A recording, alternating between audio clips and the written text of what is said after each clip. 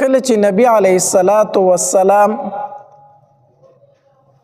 په مدینه منوره کې 9 کاله تیر کړو د هجرت نه پس،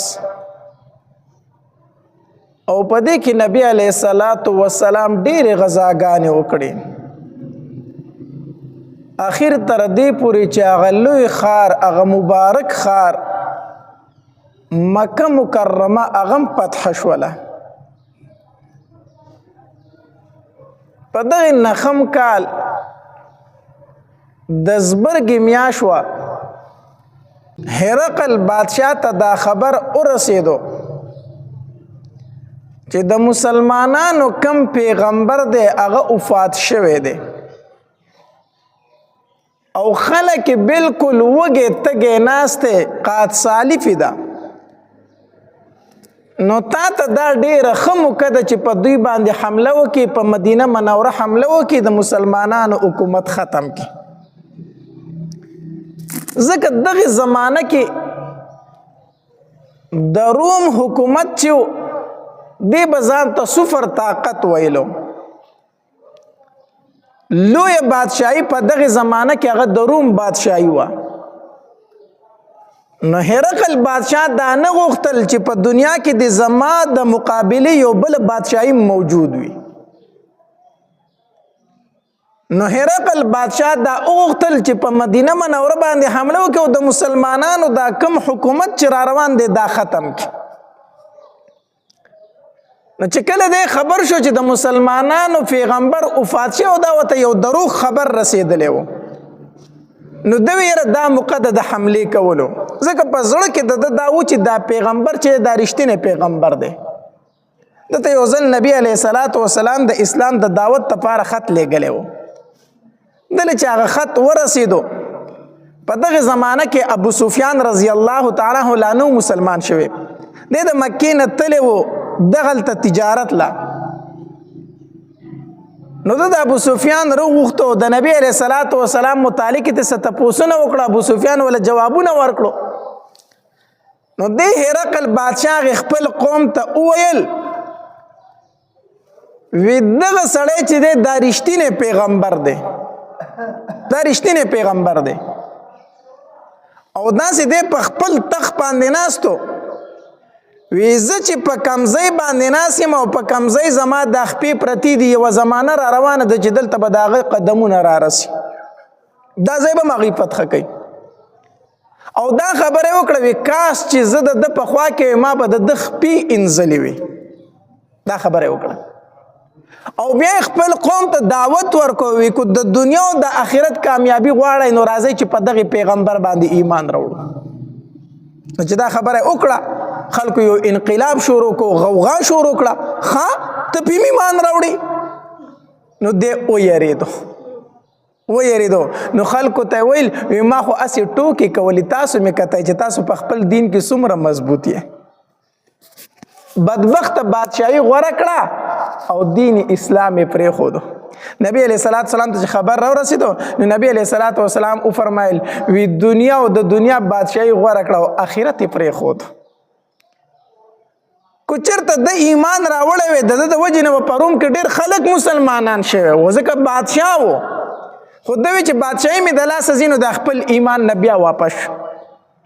نو ښه ورته پته وه چې دا رښتینی پیغمبر دی، خو چې کله خبر شو چې هغه وفات شوی دی نو دوی اوس موقع ده، ځکه د هغه په ژوندانه باندې د هغه سره مقابله ممکنه نه وه. نو دوی ځای چې اوس پې حمله وکړو. 40,000 لښکرې د رومیانو تیار کو، 40,000.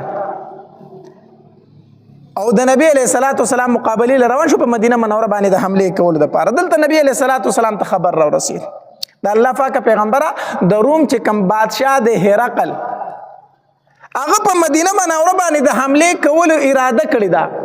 نبی علیه السلام صحابه کرام راټول کړو، وی دا خو ډېره زیاته بېخوندتیا ده چې هغه د روم نه را روان شو په مدینه منوره باندې حمله وکړي. زه چې موږ ورله مخکې لاړ شو، موږ ورله مخکې ځو، ځکه دا خو بېخوندتیا ده چې هغه راورسي او په موږ باندې حمله وکړي. نبی علیه السلام د 10,000 لښکر تیار کو د مسلمانانو. داسې لښکر چېرته مخکې نه دی تیار شوی. داسې لښکر مخکې د مسلمانانو چرتن دی تیار شوی. دا په اول ځل باندې د مسلمانانو دومره غټ لښکر تیار شو. خو دا موسم چې دا سخته ګرمي وه، سخت ګرمۍ کې دا غذا راغلی ده. او بل ته د مدینې منورې باغونه چې وو هغه هم پخ شوي وو، کجورې پخ شوي وي. نو نبی علیه الصلاة والسلام صحابه کرامو ته وفرمایل ویځئ چې غذا لزو. نو دلته کې منافقینو پروپاګاندا شروع کړه، وی دې ګرمۍ ته وګوره او د ده غذا لتلو ته وګوره. او روم کم ځای کې دی، دومره لرې تلو. نو منافقین خپل ملګرو ته وی په کلاره کښېنئ، ګرمي ده، لا تنفروا فی الحر، ګرمۍ کې مه وځئ، دا ګرمي ده، په دې ګرمۍ کې سفرونه نه کېږي. الله تبارک وتعالی آیت نازل کو، قل نار جهنم اشد حرا. د الله پاکه پیغمبر ووایه ته اور د جهنم د دې غرمونه ډېر ګرم دی. تاسو وایي ګرمي ده مه وځئ که نه، ووایه اور د جهنم ګوره ډېر زیات ګرم دی. نبی علیه الصلاة والسلام دلته کې لوی لښکر د مسلمانانو تیار شو، 10 زره. نو د هغې دپاره د سورلوم د ضرورت و، د هغې دپاره د جنگ د سامان هم ضرورت و. نو نبی علیه الصلاة والسلام اعلان وکړو په دې غذا کې، وی یاره چنده راوړئ.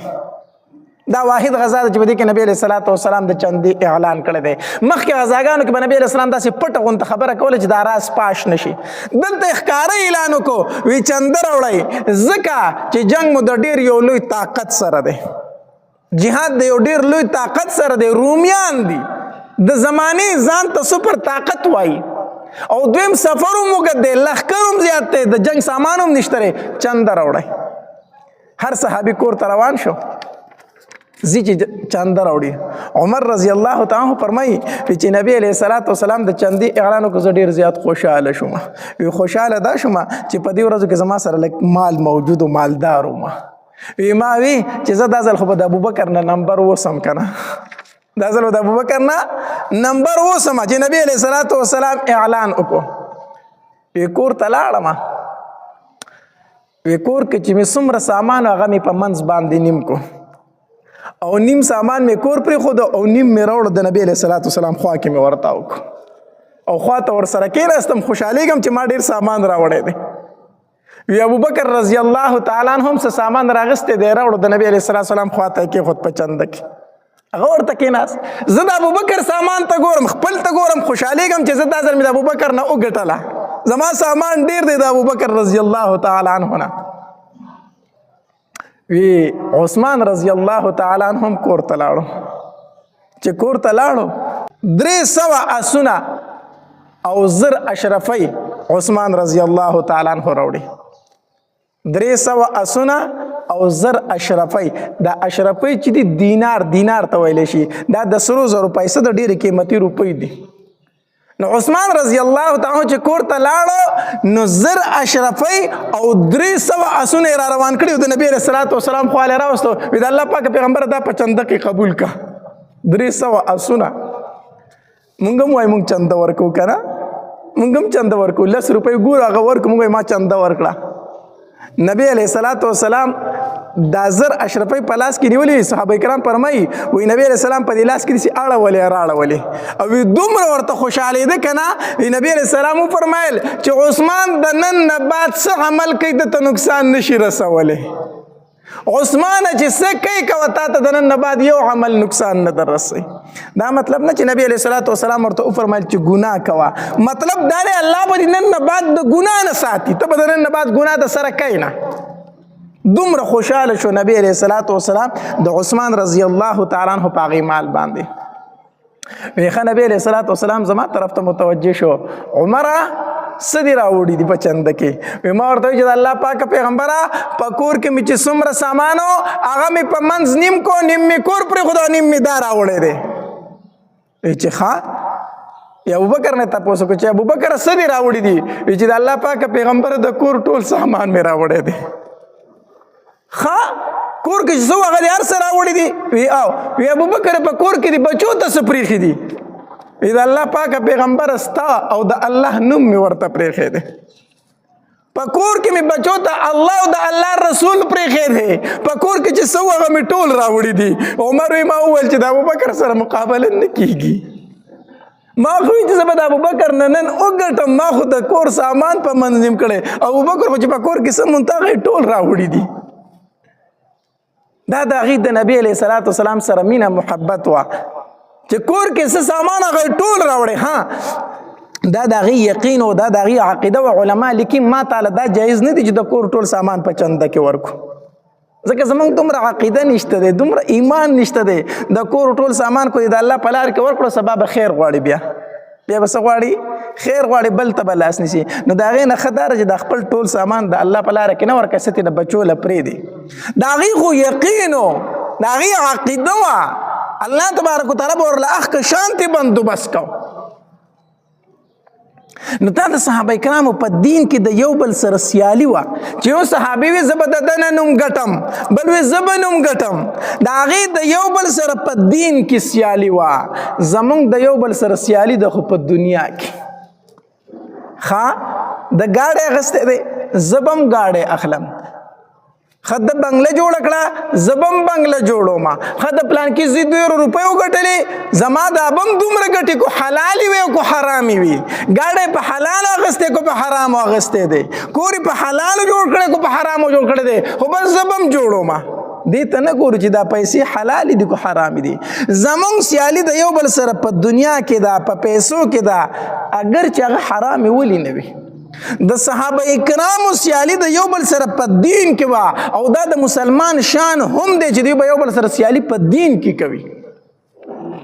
دیو جنا یو ځل نبی علیه الصلاة والسلام له غریب صحابه کرام رالو، د الله پاک پیغمبره زمونږ نه مالدار صحابه کرام مخکې شو، په نیکو کې هغه زمونږ نه مخکې شو، ځکه چې مونږ منځونه کوو هغې منځونه کوي، مونږ روجې نیسو هغې هم روجې نیسي، مونږ ذکر کوو هغې هم ذکر کوي.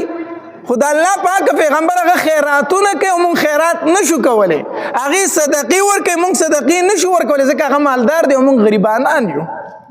نو هغه زمونږ نه په نیکو کې مخکې لاړو. نبی علیه الصلاة والسلام ورته وفرمایل وی زه درته یو عمل ښیم، تاسو به د مالدارو نه مخکې شئ. غریب صحابه کرامو ته فرمایل وی کم؟ نبی علیه الصلاة والسلام ورته فرمایل وی د هر فرض مانځنه وروستو 33 پیرې سبحان الله، 33 پیرې الحمدلله او 34 پیرې الله اکبر وایي. دا د هر فرض مانځنه کوئ، د دې دومره ثواب دی چې دومره ثواب د مالدارانو د صدقو نشته دی. تاسو به د هغې نه مخکې شئ. یو روایت کې راځي نبی علیه الصلاة والسلام ورته وفرمایل د اوده کېدو په ټایم کې دا وایي چې کله اوده کېږئ 33 پیرې سبحان الله، 33 پیرې الحمدلله او 34 پیرې الله اکبر وایي. نو غریب صحابه کرام خوشاله شو، وی زمونږ د مالدارانو نه به اوس مخکې شو. غریب صحابه کرامو د هر مانځه نه وروسته دا وظیفه شروع کړه، دا ذکر یې شروع کړو.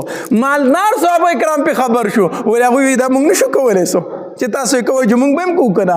نو مالدار صحابه کرام هم دا ذکر شروع کړو، هغې هم دا شروع کړو. نه غریب صحابه کرام بیا لاړ نبي علیه الصلاة والسلام لره، وی د الله پاک پیغمبره خو زمونږ سره یو شان نه، بیا زمونږ نه مخکې شو، ځکه چې دا کم ذکر مونږ کوو دا خو هغې هم شروع کړو. نو هغې خو صدقې هم ورکوي، زکاتونه ورکوي، خیراتونه کوي، نو د هغې ثواب خو بیا جدا دی، خو بیا زمونږ نه مخکې لاړو. نو نبي علیه الصلاة والسلام وفرمایل په دې کې مونږ اوس څه نشو ویلی، ذلک فضل الله یؤتیه من یشاء، دا خو د الله فضل دی، نو هغوی ته یې ورکړی. نو اوس پکې زه څه ووامه، اوس پکې زه څه ووامه، دا خو الله هغې له دا مالداري ورکړې ده، نو دا خو د الله فضل دی نو چې د هغې له ورکړی دی. نو د صحابه کرامو د یو بل سره سیالي د په دین کارونو کې وه، په نیکو کې وه. دا ذکر مې درته وښو، دا ذکر تاسو کوئ هر مانځه پسې وروستو 33 پیرې سبحان الله، 33 پیرې الحمدلله، 34 پیرې الله اکبر. دا څو تسبیحات شو؟ 100 تسبیحات شو که نه؟ دا 100 تسبیحات شو. او منځونه په ورځ کې څو دي؟ 500. نو دا تسبیحات د ورځې څو ځله شو؟ 500. نو 500. او الله تبارک وتعالی د یوې نیکۍ بدله په څو ورکوي؟ په 10 باندې. الله تبارک وتعالی یوه نیکي بدلوي د مسلمان په 10 باندې. نو چې 500 له 500 له په 10 کې ضرب ورکړي نو څو تېنه جوړېږي؟ 50,000 که نه؟ 50,000 تېنه جوړېږي.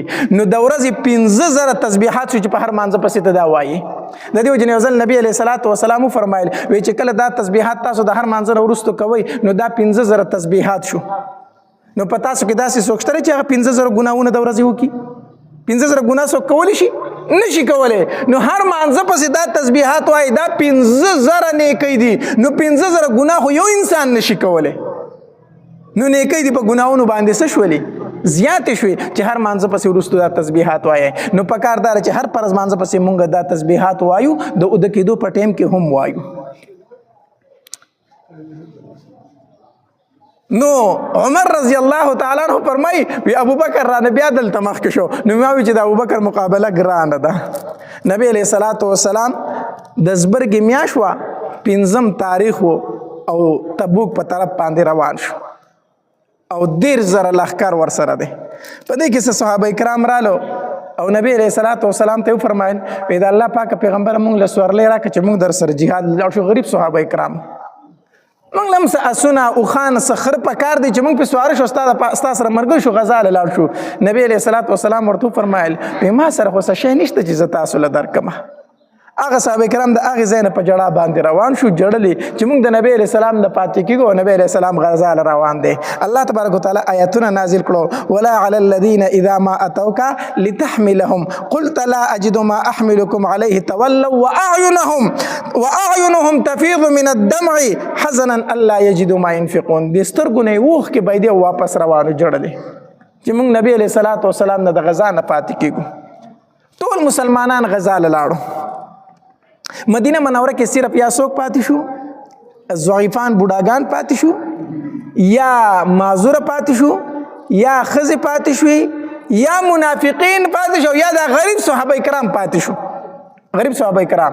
او نبی علیہ الصلوۃ والسلام چې کله روانېدو نو علي رضی الله تعالی عنہ ته وفرمایل وی ته پاتې شه ته به د کورونو خیال ساتي ته به څه ساتي د کورونو خیال ساتي خپل نائب وګرځوي ته پاتې شه ته موږ سره مزه. نو چې نبی علیہ الصلوۃ والسلام روانېدو علي رضی الله تعالی عنہ ورته فرمایل وی د الله پاک پیغمبر ته ما د ښځو د بچو سره پرېږدي ته په مدینه کې ما د زنانو سره پرېږدي او د ماشومانو سره مې پرېږدي په خپله رانځئ.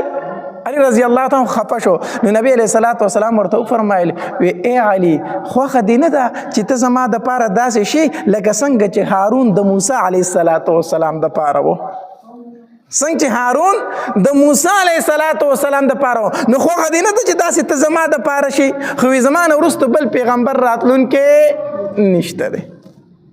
په دې باندې علي رضی الله تعالی عنہ ډېر زیات خوشحاله شو. علي رضی الله تعالی عنہ پاتې شو او نبی علیہ السلام د صحابه کرامو سره روان شو. چې کله روان شو ابو ذر رضی الله تعالی عنہ فرمایي دا یو مشر صحابي دی ابو ذر غفاری رضی الله تعالی عنہ دیو چې نبی رسول الله سلام روان شو زما سره اوخه هوا ډیره ټپه ټیپه وه کمزورې وه. وی ما وی چېرې دا خو د دومره د اوږد سفر نه ده خو 2-3 ورځې به لږ خوراک ورکړم دا به لږ سربشي لږ طاقت به پکې راشي بیا په نبی رسول الله سلام پسې روان شم.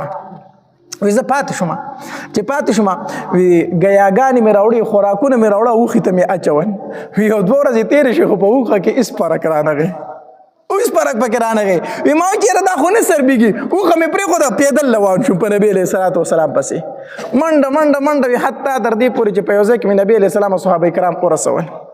چې مې رسول وی نبی علیه الصلوۃ والسلام چې زه ولیدم ډېر زیات خوشحاله شو. ابو ذر ته څنګه رالې د الله پاک پیغمبر پیدل رالم پیدل دې موږ ته ځان راورساو او وی نبی علیه السلام موسکی شو چې ابو ذر موږ پسې یوازې رالې موږ پسې یوازې رالې خو د دنیا نه بم یوازې ځي ګورې یوه وره ما پسې یوازې رالې او د دنیا نه بم یوازې ځي او د الله تبارک وتعالی ته به هم یوازې پاسي. چې دا راته وویل بهرحال بیا دغه شانتې وشوله هم ابو ذر غفاری رضی الله تعالی په سفر باندې روانو ربزه مقام ورته وی هلته کې بیمار شو هلته کې وفات شو هېڅوک نو بالکل یوازې وفات شو حتی در دې پورې دومره هم څوک نو چې کفن دفن یې کړی وی. بیا څه ټایم بعد عثمان غنی رضی الله تعالی راغی چې ویلیدو نو بیا یې پې جنازه وکړه هلته یې دفن کړو هلته یې دفن کړو نو وفات شم دقه شانتې یوازې بیا بالکل وی زه ورسره د هغې ځای نه ملګری شوم روان شوم ویتلو په لاره باندې بیا هغه د سمودیانو کندرات رالو سمودیانو کندرات رالو چې هلته څنګه ورسېدل نبی علیه الصلوۃ والسلام سر مبارک کته کو د الله تبارک وتعالی ذکر شروع کو استغفار شروع کو. صحابه کرامو ته فرمایل وی د دې ځای نه په منډه باندې تېرېږئ دې ځای نه په منډه باندې تېرېږئ او دې ځای کې به اوبه هم ګورئ نس کوئ دا وفرمایل نبی علیه الصلوۃ والسلام او په انتهایی عجز باندې روان دی او سر یې ښکته نیولی وی ځکه دا هغه مقام دی چې دلته د الله عذاب راغلی دی دا هغه مقام دی چې دلته نافرمانه خلک الله د دنیا نه پناه کړی دی. په عاجزۍ سره روان دی. نبی علیہ السلام استغفار وایي، سر یې ټیټ نیولی. صحابه کرامو ته فرمایي وي زر د دې ځای نه وځئ، ځکه په دې باندې اوس هم د الله غضب او غصه ده په دې ځای، زر تېرېږئ. خو ډېره لویه مجموعه 1,000 کسانو. نو د نبی علیہ السلام اواز هر چا وانه اورېدو. وي دلته به اوبه موبه هم نسکئ، اوبه به نسکئ. نو د اواز خو ټولو کسانو وانه اورېدو. بعضې کسانو د هغې نه لږې اوبه هم وڅکلې، بعضو پکې اوړه واغږل، اوړه یې ځان له تیار کړو ډوډو موړو دپاره، اوړه یې په هغې اوبو باندې واغږل. بیا چې نبي علیه صلات وسلام خبر شو، وایي د الله پاکه پیغمبر بعضې کسانو ته اوړه غږلي په هغې اوبو باندې. نبي علیه السلام وفرمایل دغه ډوډۍ مه استعمالوئ، دا اوښانو له ورکئ، دا اوښانو له ورکئ. په دې ځای باندې زر تېرېږئ. اوس هم علما لیکي چې په کم مقام باندې عذاب راغلی، د الله نافرمان خلک پکې تېر شوی، دغلته مه ورځه، دغلته مه ورځه. الله دې زموږ په حال رحم وکړي. مونږ وایو دا کندرات دي، دا آثار قدیمه دي. چکر له وله لاړ شي، هلته کې د الله نافرمانۍ کوي، هلته داسې ښځې ګرځي چې په نیمو جامو کې ګرځي. هلته مونږ د سیل ځای رخ کړی، مونږ د چکر ځای رخ کړی. دې ته نه ګورو چې دا کندرات د چا نه پاتې شوي دي، دا ولې پاتې شوي دي. دا هغه خلکو چې د الله نافرمان او د الله عذاب پرې راغلی دی. هلته کې لاړ شه، د الله نه ویریږه، عبرت حاصل کا. دا نافرمان خلکو الله ته مخ د ځمکې وزګار کړی دی. استغفار ووایه، الله ته په جړا شه په دغې ځای کې. مونږ ته د سیل او د چکر ځای رخ کړی، داسې ده که نه ده؟ بلکې حکومت پې ټیکس مقرر کړی وي چې زی ورته نه په دروازه کې پیسې واخلي، وایي دومره پیسې راکړه لاړ شه ځان له پکې پټوان مټوان وباسه، وګرځه وګرځه چکر وخه. چکر نه، عبرت حاصل که لاړ شه. دا د عبرت حاصلولو ځای دی. نو داسې ځای ته به چکر وله نه ځې، کو ځې نو عبرت له ورشه، په منډه ترې وځه، بیا ایسارېږه پکې مه.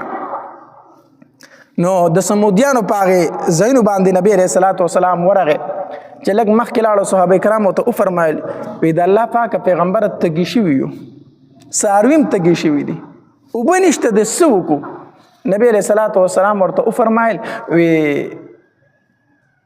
دلته کې یوه چینه ده، خو هغې چینې ته چې ورسئ اوبه به ترې نسکئ، اوبه به ترې نسکئ. وی صحیح ده. هغې چینې له چې ورسېدل صحابه کرام وکتل پای کې اوبه شته دی نه نو. هغې نه خو داسې یو ساس کې غونته روزي اوبه پکې شته نه. د الله پاکه پیغمبر ته وفرمایل چې اوبه ترې مسکه، په هغې کې اوبه شته دی نه، مونږ ته څه وڅکو؟ نبي علیه صلات وسلام وفرمایل دغه لږې اوبه ترې ماله راوړئ، دغه معمولي اوبه ترې ماله راوړئ. وی ټیک ده. داسې صحابه کرامو ته په لوښي کې لږې غونته اوبه راواغستې او هغه نبی علیه صلات وسلام له راوړئ. چې نبی علیه صلات وسلام راوړئ، نبی علیه السلام پکې خپلې لاړې مبارکې تو کړې هغې اوبو کې. وی لاړ شئ دا اوبه واپس په دې چینه کې توی کړئ، واپس په دې چینه کې واړوئ. صحابه کرامو هغه اوبه واغستې، واپس یې په هغې چینه کې واړولې. نبی علیه السلام لږ صبر وکړئ، لږ صبر. چې لږ صبر وکړو، چینه داسې روانه شو، داسې روانه لکه د اوبو لښتې چې بهیږي، داسې روانه شوه. نبی علیه السلام وفرمایل په خپله ترې مه وبس کړئ، خپل څاروي پرې مه اوبه کوئ. هلته کې خوا کې نبی علیه صلات وسلام یو صحابي و.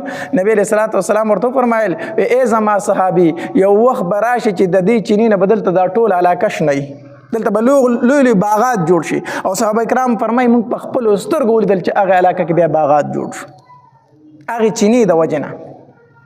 بهرحال نبی علیه صلات وسلام تبوک مقام ته ورسېدو، هلته یې پړاو واچو، خو مقابلې له هرقل بادشاه رانغی.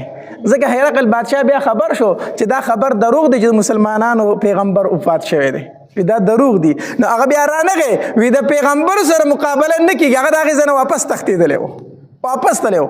نبی علیه صلات وسلام هلته 20 ورځې تېرې کړې، مقابلې له څوک رانلو. نبی علیه السلام وفرمایل چې دوی نه راځي نو موږ پسې هم نه ورځو، پرېږدوئ یې، پرېږدوئ یې. موږ رالو، خو فایده څه وشوله؟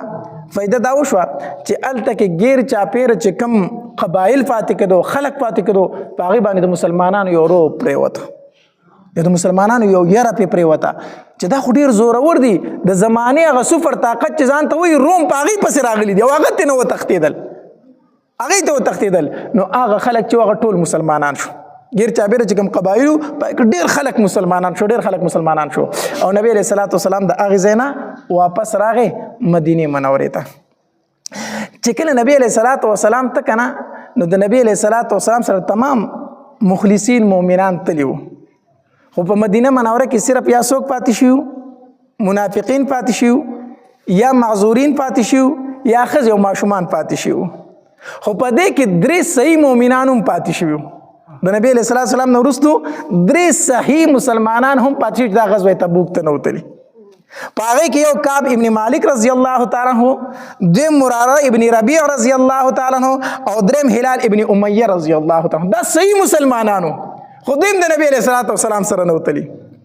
پاتې شوتې دا مراره ابن ربیع رضی الله تعالی عنه، دا یو صحابي چې دی دا کعب ابن مالک رضی الله تعالی عنه، دی فرمایي وایي په دې ورځو کې د ټول نه مالدار زه هم په دغې ورځو کې وم، د ټول نه مالدار زه په دغې ورځو کې وم، او ما ځان له دوه اوښې هم ساتلې وې او ښې سمې مې سر بې کړې وې. ما وایي چې نبي علیه الصلاة والسلام غزا له ځي که نه زه به ورسره په دې اوښو باندې ځم. نبی علیه الصلاة والسلام اعلان وکړ چې زه غزا له، ما وایي چې زما سره ښې سربي اوښې موجود دي، دوی به ځي زه پسې سبا وځم لاندې به یې کړم. سبا شو بیا وی ناراستیا را باندې راله، ما وایي چې زه بله ورځ به پسې لاړ شم. بله ورځ شو ما وایي چې زه بله ورځ به پسې لاړ شم. دویمه درېیمه ورځ شوه چې خبرېدم نبي علیه السلام رانه دومره لرې تله چې بیا پسې زما تله ممکن نه و. ناراستیا پاتې کړم، ناراستیا د وجې نه. او دا یو صحابي خو د دې وجې نه پاتې شوی و چې د په دغه ورځ ډېر خپلوان راغلي وو، ټول خپلوان یې په دغه ورځو کې راغلي وو. نو چې د خپلوانو ته وکتل د هغوی سره مصروفه شو. زه ډېرې غذاګانې مې د نبي علیه الصلاة والسلام سره کړي، دا رشته دار اوس راغلي دي لږ پاتې شم، لاړ به نه شم نو. او دا یو صحابي چې و د ده غټ باغ و، یاره دا باغ مې پخ شوی دی، کجوري دي، دا خو لوی سفر دی چې واپس راځم دا به مرغو خرابي کړي دا کجوري ټولې، دا به ورته اوي شوي نو هرې غذا له تلې مه، خو زه په دې کې به لاړ نه شم، د دې وجې نه پاتې شو. دا کعب ابن مالک رضی الله تعالی فرمایي یو ځل راووتم مدینه منوره کې، ګیر چاپېره ګرځم، ګورم نو یا مې نظر په ښځو لګي، نو چې ځان ته مې وکتل ما وایي چې زه خو ښځه هم نه یم، یا مې په معذورینو نظر لګي، نو چې ځان ته مې وکتل زه خو معذور هم نه یم، یا مې نظر لګي په بوډاګانو لګي، نو چې ځان ته مې وکتل زه خو بوډا هم نه یم، یا مې نظر په غریبو صحابه کرامو ګوري چې سورلي ورسره نه و چې غزا له تللی وی، نو زما سره خو دوه اوښې ولاړې دي. وی انتهایی خفه شو، انتهایی خفه شوم چې دا رانه څه وشو، دا رانه څه شوي دي. نبی علیه الصلاة والسلام چې د غزا نه واپس راغی مسجد نبوي کې کېناست، چې کېناستو منافقین راځي بانې کوي، یو سوی بل سوی بانه کوي. نبی علیه الصلاة والسلام خو پېژندل چې دا منافقین دي. نبی علیه الصلاة والسلام ورته فرمایي ښه ټیک ته صحیح ده ځه. یو منافق پکې راغی وی د الله پاک پیغمبر زه ځکه پاتې شوی یم چې تا ته پته ده زه لږ د ښځو شوقي یم، او د روم ښځې چې دي هغه ډېرې ښایسته دي، ښکلې ښکلې ښځې دي، نو ما وایي چې هلته به بله فتنه کې به اخته شم، ته دغې وجې نه یم تللی. نبي علیه السلام ورته ښه ښځه ټیک ده ځه. دا کعب ابن مالک رضی الله تعالی فرمایي زه هم د جومات په ګوټ کې داسې ناست وم، ځان له مې سوچ کو چې یاره نبي علیه الصلاة والسلام ته دروغ وامه جو خلاص به شمه. ملګرو راته مو ویل چې نبي علیه الصلاة والسلام ته دروغ ووایه خلاص به شي. بیا مې سوچ کو چې نبی علیه الصلاة والسلام ته دروغ ووامه چې یا بیمار وم یا بل څه یا بل څه، نو د نبي السلام خو به پورې باسم، خبره به ورته وکړم، ټیک شو زه به ځان خلاص کړم. خو که الله تبارک وتعالی ورته ووایي چې دا کعب ابن مالک دروغ وایي، نو بیا زه به نبی علیه السلام ته دروغ ووایم، نبی علیه السلام به دوکه کړم. خو که الله ورته ووایي چې دا کعب ابن مالک دروغ وایي، نو بیا به څه کېږي که نه. ځان سره مې کرل ریبل کول، ما وایي چې یاره رښتیا وامه. وی داسې پاسېدم د نبي علیه الصلاة والسلام خواله ورلم. وی نبي علیه الصلاة والسلام چې ما ته داسې وکتل مسکی شو، خو مسکی شو خو د خفګان مسکای وه، خفګان مسکای وه. بیا رانه مخ داسې واړو. ما ورته چې د الله پاکه پیغمبره زما د الله په ذات باندې قسم زه رښتینی مسلمان یم، زه صحیح مسلمان یم، د الله پاکه پیغمبره ما منافق مه حسابوه. وی نبي علیه الصلاة والسلام راته وفرمایل چې ستا سره چې هغه دوه اوښې وي اتا چې زه په غزا له زما در سره نشته، د الله پاک پیغمبر را سره ولاړې دي، ولې نه یې تلې؟ ما ورته چې د الله پاک پیغمبر د سستیا د وجې نه پاتې شوی، هېڅ عذر نه و، هېڅ خبره نه وه، خو د ناراستۍ د وجې نه پاتې شوی یم. نبي علیه الصلاة والسلام راته وفرمایل چې زه ستا معامله زه په الله پرېږدم، زه ستا معامله په الله باندې پرېږدم. راپاسېدم د نبي علیه الصلاة والسلام نه خفه یم، سخت خفه یم چې بهر ته راووتم. تپوس مې وکړو چې زما په شانتې کار د بل چا سره هم شوی دی. صحابه کرامو راته وفرمایل چې او ستا دوه ملګري نور هم شته، هلال ابن امیه او مراره ابن ربیع هم ستا په شان دي، هغوی ماسې پاتې شوي دي. زړه ته مې لږه تسلي راله. ما چې زه خو ډېر زیات کمزور یم، خو بدري صحابه کرام دي، خو بدري صحابه کرام دي، خیر دی که زه کمزور یم. زړه ته مې لږه تسلي راله. ویرووتم بار ته. نبی علیه السلام چې تېرې شوې، نبی علیه الصلاة والسلام وفرمایل چې د دې دریو صحابه کرامو سره به څوک خبرې نه کوئ، هېڅوک په سره خبرې نه کوئ، سلام به پرې نه اچوئ، او که سلام یې در باندې واچو جواب به ولم نه ورکوئ.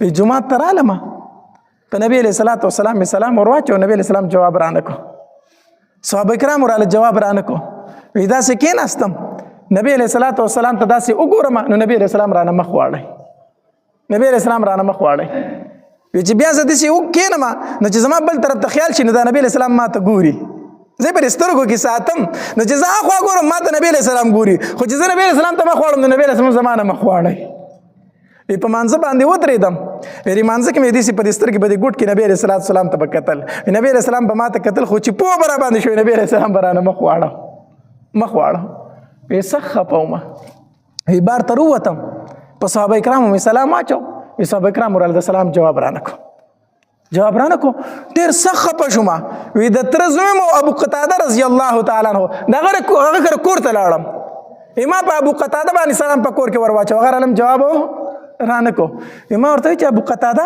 زه مسلمان نه یم زه د الله او د الله د رسول سره مینه نه لرم یا خاموش دی ما ته څه نه وایي ما ورته چې ابو قتاده زه د الله او د الله د رسول سره مینه نه لرم بیا خاموشه دی په درېیم ځل مې ورته وي چې ابو قتاده تا ته وایم د تره زویه تا ته وایم زه د نبي علیه السلام سره مینه نه لرم زه د الله سره مینه نه لرم هغه راته دقه شانتې په جواب کوي چې ما ته څه پته ده چې ته د الله د الله رسول سره مینه لري او که نه لري او چې دا خبره مې واورېده که نه سترګو نه مې اوښکې روانې شو چې خلکو خو زما په ایمان هم شک دی اوس خو زما په ایمان کې د خلکو شک پیدا شو چې دا مسلمان دی او که نه دی سهار له بازار ته ووتم په بازار کې ګرځم یو ته ګورم بل ته ګورم چې ما ته به څوک آواز وکړي خو زما سره کم سړی راته ګوري نظر رانه اړوي ځکه نبي علیه السلام حکم کړی کنه چې خبرې ورسره مه کوئ په بازار کې روان یم وی هلته کې یو عیسایي و تجارت له راغلی و د نجران عیسایي وی هغه آواز وکړو داسې چا نه یې تپوس وکړو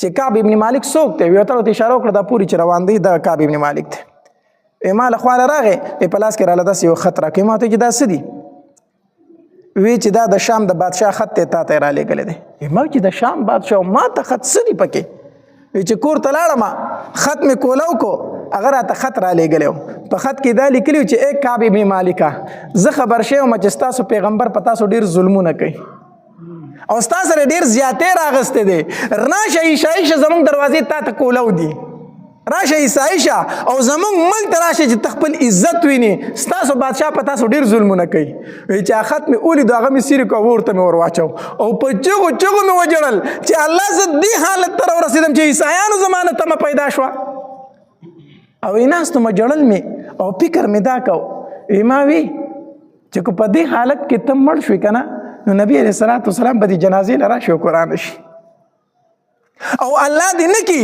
کو چېرته په دې حالت کې نبی علیه الصلاة والسلام وفات شو نو بیا خو به زه مرګه پورې زما سره څوک خبرې ونه کړي هر سړی به وي چې نبی علیه السلام منع کړی و چې د سر خبرې مه کوئ زه به ژوند څنګه تېروم زه به ژوند بیا څنګه تېروم دې کې بیا نبی علیه الصلاة والسلام دا حکم هم وکړو دې دریو صحابه کرامو پسې سوال جواب ولیکه چې د بیبیانو نه جدا شي دوی د بیبیانو نه جدا شي کعب ابن مالک پسې سړی راغی وی نبی علیه الصلاة والسلام فرمایي چې د بیبي نه جدا شه وی طلاق ورکم وی نه طلاق مه ورکوه خو نور تعلق په سره نه ساتي جدا دې شه وی ټیک ده دا نور دوه صحابه کرام چې دا بوډاګانو دوی بوډاګانو د دوی بیبیانې رالي نبی علیه الصلاة والسلام لره وی د الله پاکه پیغمبر زمونږ خاوندان خو بوډاګان دي که موږ د هغې خدمت پرېږدو د پلار کره تې لاړ شو خو به مړه شي نو موږ ته اجازت شته چې خدمت یې وکړو که نه خدمت هم نه کوو نبی علیه الصلاة والسلام ورته وفرمایل وی خدمت یې کوئ خو خبرې اترې به ورسره نه کوئ نور تعلق به ورسره هم نه ساتئ ها بوډاګان دي خدمت یې کوئ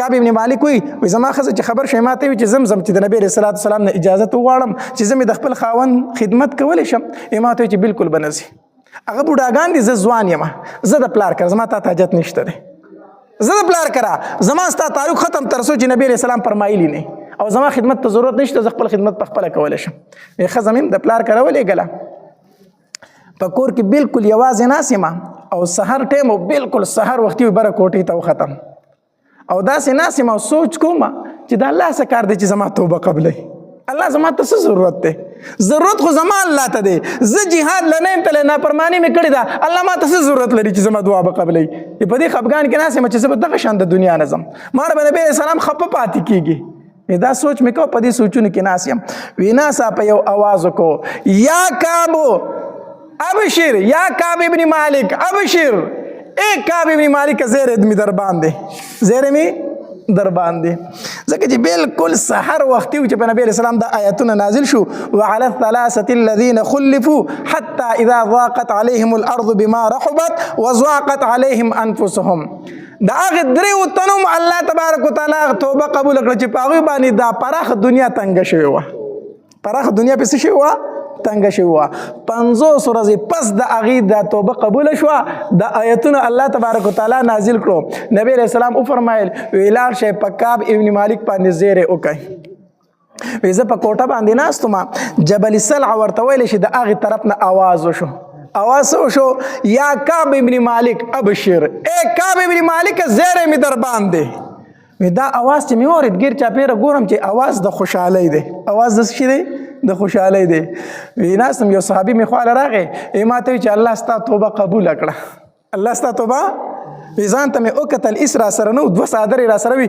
دواړه مې هغه ته غېږ ته ور وویشتې چې دا به ستا شوې په زیرې کې دې دا شوې ایس را سره نه و دغه 2 څادرې مې دواړه هغه ته وویشتې دا ستا شوې او خلک چې په چا باندې زیرې وکړي ویل که زیرې ورکړه که نه دا ثابت دي ښه دا زیرې ورکول څه دي ثابت دي دا په شریعت کې شته دی څوک در باندې خوشحالۍ زیرې وکړي ورکوله څه شي نو به کعب ابن مالک چې هم زیری وشو وي ځان ته مې وکتل هېڅ نه خو دغه 2 څادرې وي د ځان نه مې راټولې کړه د هغه غېږ ته مې وویشتې ما ته وایي چې دا واله وی رالم مسجد نبوي ته نبي علیه الصلاة وسلام ناست دی وی صحابه کرام ماله یو تن هم راپانسېد یو تن هم راپانسېد وی څنګه چې مسجد نبوي ته داخل شوم صرف طلحه ابن عبیده رضی الله تعالی رامنډې کړې وی ما نه غاړه تاو کړه په دواړه مخه ښکل کړم په جړا شو راته کعب ابن مالک په وی قسم په الله د طلحه ابن عبیده دا احسان به زه چېرته هېر نه کړم ما ته یو تن هم آواز نه کو خو چې مسجد نبوي ته داخل شوم صرف دې ماله راپاسېدلی دی وی نبی علیہ الصلوۃ والسلام ته کېناستم داسې مخامخ وی نبی علیہ الصلوۃ والسلام مسکی شو وی ما ته وی چې اے کعب ابن مالک هغه ورځ مې درته مبارک شه